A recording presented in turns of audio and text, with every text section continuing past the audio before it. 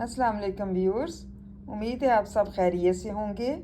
आज जो है हम इसम मारफा की किस्मों में से इसम इशारा पढ़ रहे हैं कि इसम इशारा क्या होता है। अगर हम कोई जुमला या फ़िक्रा किसी को कहते हैं तो इसमें इशारा मिलता है।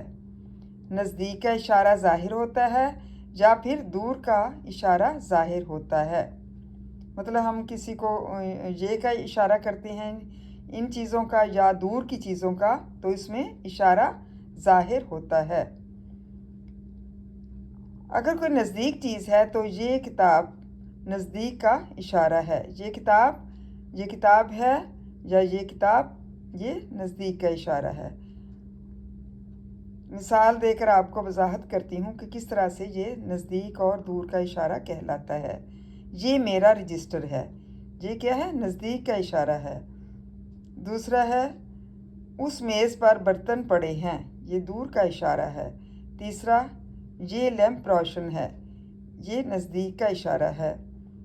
चौथा वो घास पर बैठा है, ये दूर का इशारा है।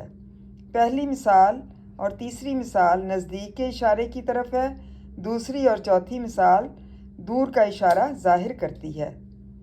तो ज़ाहिर हुआ कि ये नज़दीक का और वो दूर का इशारा है। मतलब आप लोगों को इस बात की वजाहत होगी कि ये जो है नज़दीक का इशारा होता है और वो दूर का इशारा कहलाता है। मिसालों के साथ आपको अच्छी तरह समझ आ चुकी होगी।